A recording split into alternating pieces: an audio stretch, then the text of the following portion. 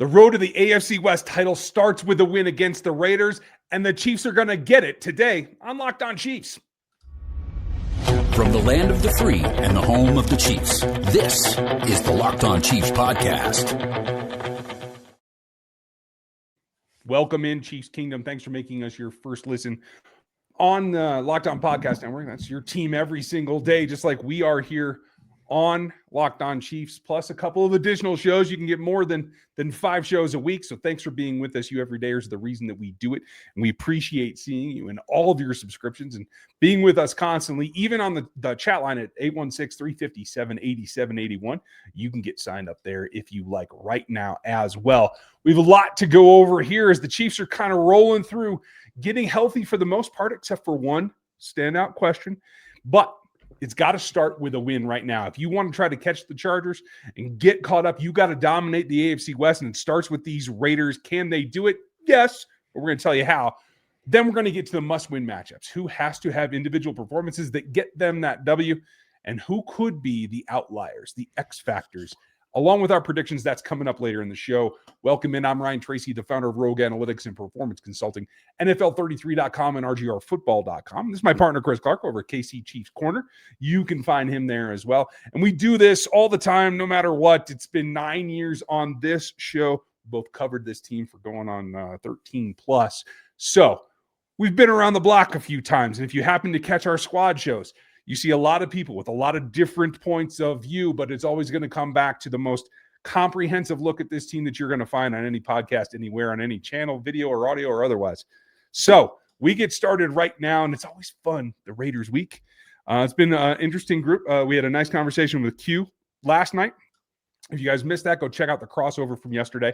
I think a pretty honest preview on his part of what needs to happen. And for me, this is just about the Chiefs maintaining their mental focus and bringing their A game to an opponent that, honestly, after the first quarter should not be hanging in there. You got to keep that hammer down. You got to make sure that you're playing your best no matter what the opponent does. I agree with that, and I think it's going to be interesting to see how this shakes out.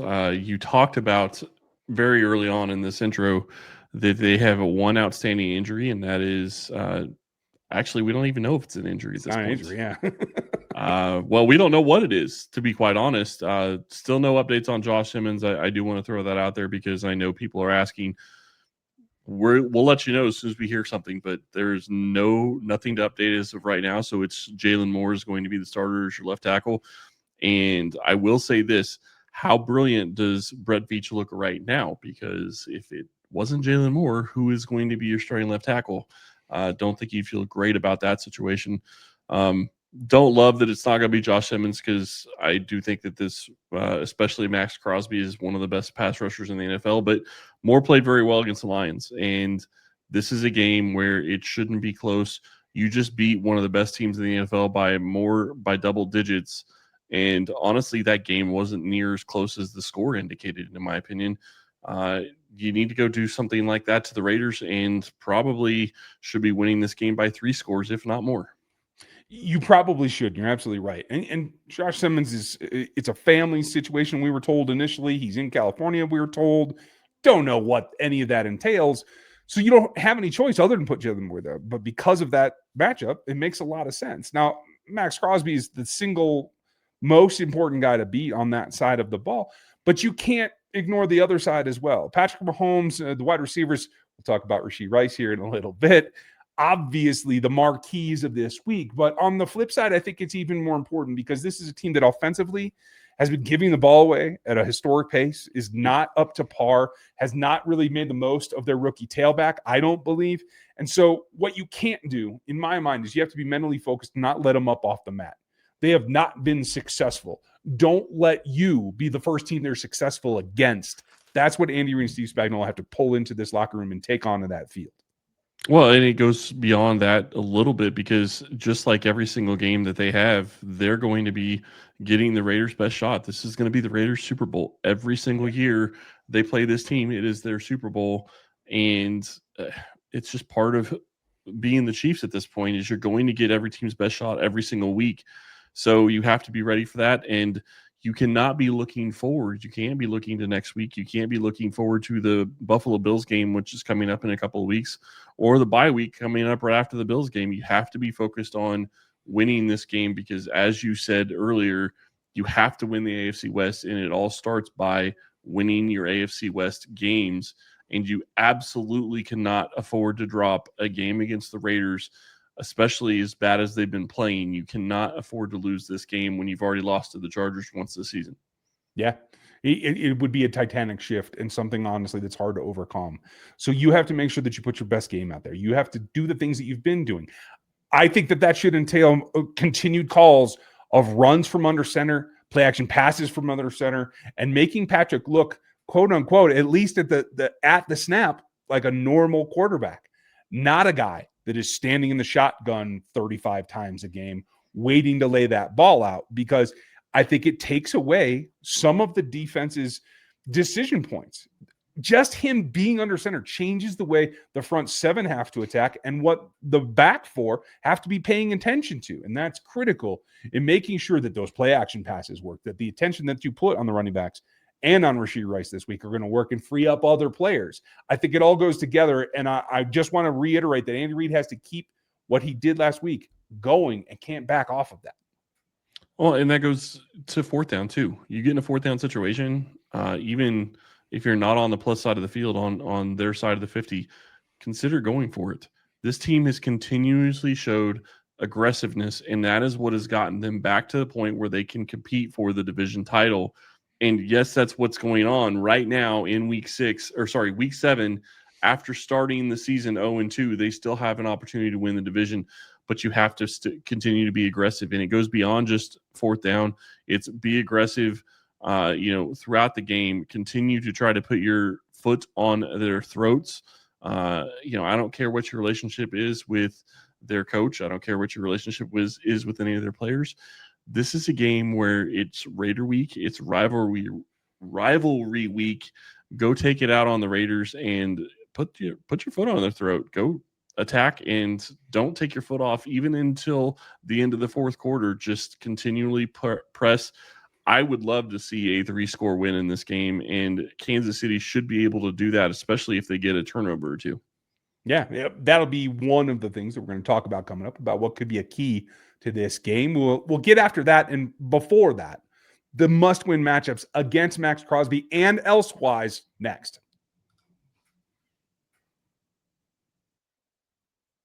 This show is sponsored by BetterHelp. October 10th is World Mental Health Day, and this year we're saying thank you, therapists.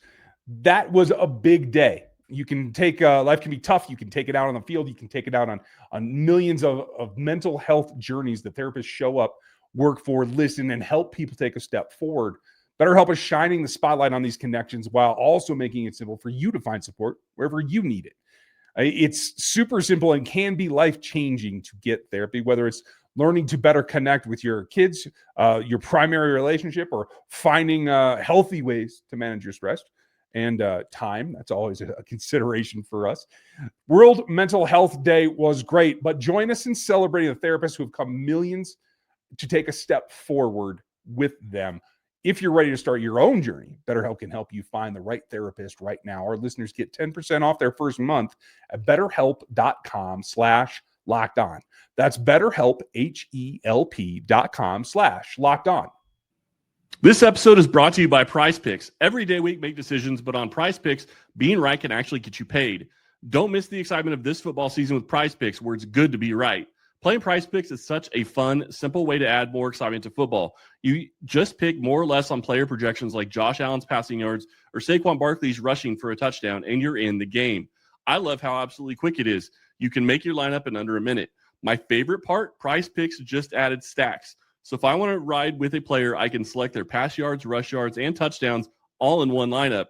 It's also fun to follow other players in the app and copy their lineups with one click.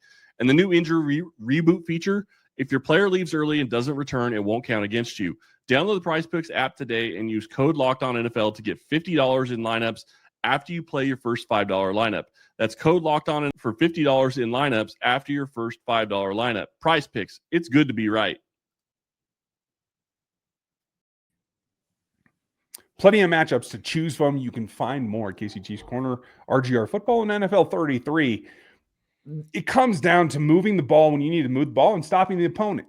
Now, on the offensive side, I think obviously Rasheed Rice is going to be a distraction. Do you need him to win his matchups?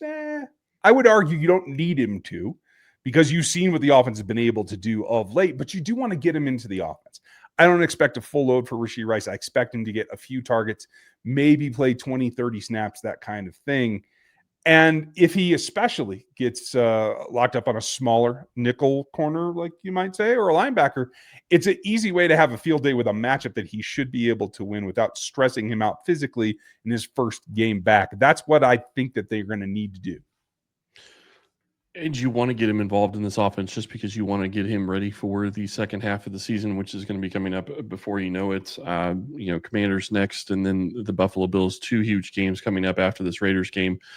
But you look at how this is going to play out for Kansas City, and this offense has started to find itself before you even get back Rasheed Rice. So my big thing on this is don't just think that they're going to come out and they're going to heavily involve him, because I think that they want to continue with the continuity that they've had a little bit. One of my biggest matchups in this game, though, and we kind of already talked about it a little bit, is going to be Jalen Moore versus Max Crosby. I don't know how much you'll see Max Crosby, but I do think that Max is going to be over there just because he's going to take advantage of the fact that it's not the normal starter there. And if it was Josh Simmons, he would be taking advantage of the fact that it's a rookie that he's going to be going against. So to me, I think that Crosby is going to be against Moore, at least some in this game, maybe not a ton, but enough. And you always have to know where he is, and you have to make sure that he is not going to make Patrick's day miserable. Yeah, there's no way around it. On the other side, where do you need to attack? For me, Tommy Eisenberg is a middle linebacker that's going to play some snaps. If he's in there, you likely can get him a look that he's not used to. I would look that direction. Tristan McCollum's been decent, but hasn't played a lot of snaps. If he's on the field, got to attack there.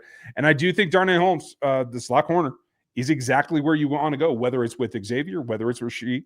And honestly, the more you do that, it sets up what I think is the primetime matchup. And as the Chiefs quarterback versus the Raiders safeties, because Rasheed Rice is going to draw attention. He's going to draw people down, not just linebackers, but safeties as well. If you get single high looks, you've got to run that play action with a good fake, like the under center stuff has been able to afford you.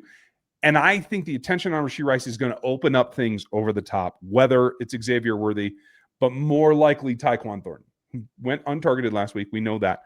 But I think the game script is what you have to win there in bringing them down and forcing them to cover under so you have the shots to take over the top.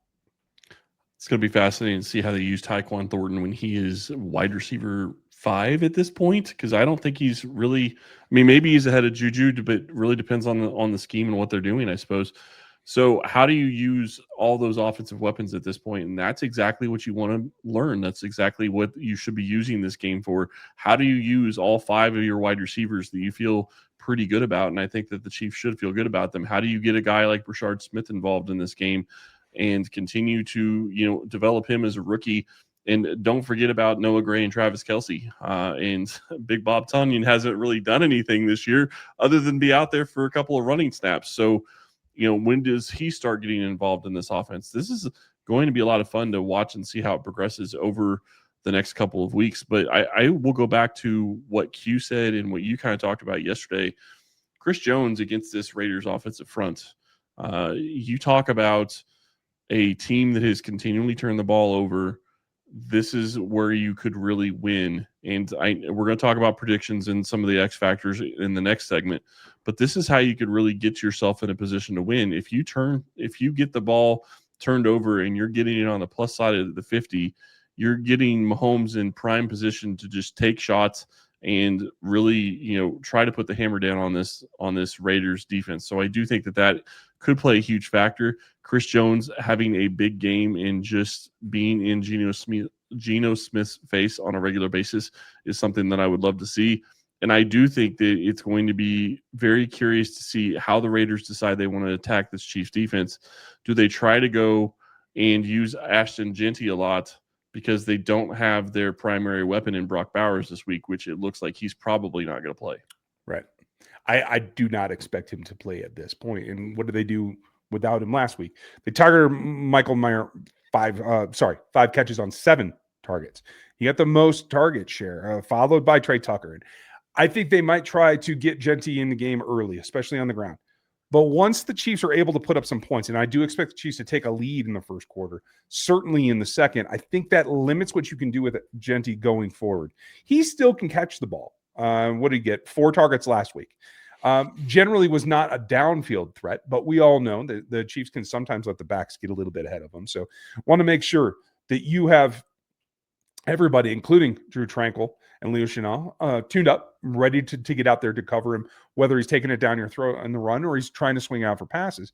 But in the end, you have to control what Geno has available to him. And I think that's more about Trey Tucker downfield. If they're going to continue to target Mayer, that's fine. What was his average depth? I think it was 2.4 yards. So I'm going to live with that all day long. Okay. That works just fine for me. Take the over the top, play what you're there. Trey Tucker was 5 for 5 last week. And I don't believe, I'm going to double check that the interceptions were when he was targeted, and they were not last week. And so there's been a lot of interceptions, but it doesn't seem to be going towards Trey Tucker. So make sure you're on him. If you're playing single high, if you're Brian Cook, hopefully you're CRW, you have an opportunity there to maybe do something if you're paying attention to the right threats. Yeah, and you flip it over the other side of the ball. The one thing that we haven't really seen continuously, and that we have continued to say time and time again, and you will harp on this even more so than I will, they need to get the running game at least getting to a point where it's leading the rushing attack and it's not Patrick Mahomes leading the rushing attack.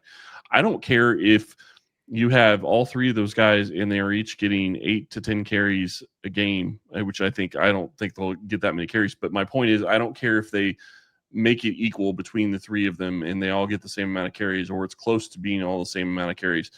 But make sure that you are running the ball, run it effectively, and don't just go into a situation. The other thing that Andy Reid has done from time to time, he didn't necessarily do it last week, but you cannot just get into a situation where you feel like I have to run the ball because we need to bleed the clock.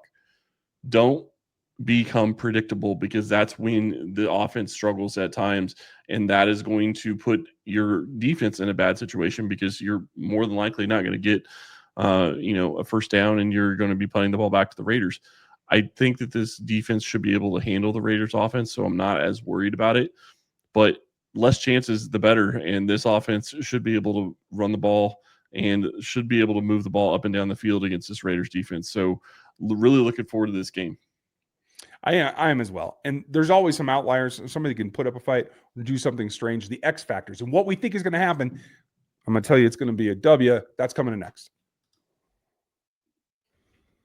Mazda crafts cars for those who do more than simply move. Mazda delivers confidence with every ride, with more IHS Top Safety Plus pick awards than anyone else. As of August 25, from footwork to breathwork, athletes sweat all the details. Mazda brings the same intention to how we craft every model. You can feel Japanese craftsmanship in every detail, from the metallic accents to available Napa leather upholstery. Like our players, we sweat every detail as well, because when you make every move count, impossible becomes irrelevant. Mazda, move. You guys have probably heard of Viagra or Cialis, and you maybe even tried them. But if you're looking for something beyond just the usual pill, check out Rougiet Go Long. If you're ever looking for something beyond the usual pill, it's time to get Rougiet Go Long. That's exactly where Rougiet Go Long comes in. It isn't just another ED pill. It's a total game changer for your confidence. Go Long combines 2 doctor-tested medications, as well as dual-action formula that can help you get in and go to the distance. Effects that can last up to 36 hours. It's confidence all day, all night, even into the next day. The process is simple. You connect with a board-certified doctor, 100% online, and if you're prescribed, your treatment ships discreetly to your door. If prescribed, the treatment ships easily to you with no explanation whatsoever. Ready to level up your confidence in the bedroom? Head to Rougiet, RUGIET.com and use the promo code LOCKEDONNFL for 15% off of your first order. That's RUGIET.com, and use that code LOCKEDONNFL. Make sure you use the code so they know that we sent you. This is always my favorite part because we get to get a little bit crazy about what could happen and who to watch. If you have an X Factor, we'd love to hear yours. Put it in the comments down below here on the YouTube channel, as well as hit us at X or in the Apple Podcast reviews. Let's start. Who do you think you got to keep one eye on because they could break something? Well, I think I already talked about Max Crosby, but to me, it's just a matter of can the Raiders defense do something that Patrick Mahomes isn't expecting? Because the whole thing, the reason Kansas City's played so well this season so far is because they've continually taken care of the ball. You want to talk about an X factor? It's lose the turnover battle. You lose the turnover battle, everything goes out the door, and this becomes a game that could be a lot closer or even a loss if they lose the turnover battle bad enough. Yeah, you're absolutely right. That's almost one factor that makes it not able to be overcome anything else. So that's key and important. There are a couple of them. And on the defensive side for the Raiders, I want to point out a couple of guys. First is a new addition that we haven't seen in a Raiders uniform too. Jeremy Chin. He has an ability to make some plays that maybe we haven't seen out there in Vegas for quite a while. His first season there. So got to get a feel for where he's at and what he's able to do. I think that's utterly important. And the guy that I was not very keen on coming out, and I have to admit, has learned to play better than I thought that he would. He had a splash play against the Chiefs last year, and I just can't help but wonder. He got 3 pressures last week. Tyree Wilson, the other edge, not named Crosby and not named Leolu. We can't let him become a guy that all of a sudden has a breakthrough play, whether it's on Moore or Taylor. He may even go inside, so you got to keep an eye on that. Don't let the one-off pass rushers beat you to the point that you move Patrick into either a position where he has to give up the ball in a strange way that leads to an interception, or that he actually takes a hit. That's job number one. Well, and the other guy and the other X factor, to me, I guess a little bit is Devin White. He is a little bit older. He is not the player that he was before, but he at least is speaking a good game this week, saying he's not scared of Patrick Mahomes and this Chiefs team. We will see if that ends up being the case. But the reality is he is a veteran player that has seen a lot of things in the NFL. You cannot allow him to change what you're doing by reading different things and being prepared to beat this team. I don't think it's going to be a huge X factor, but it could be an X factor nonetheless.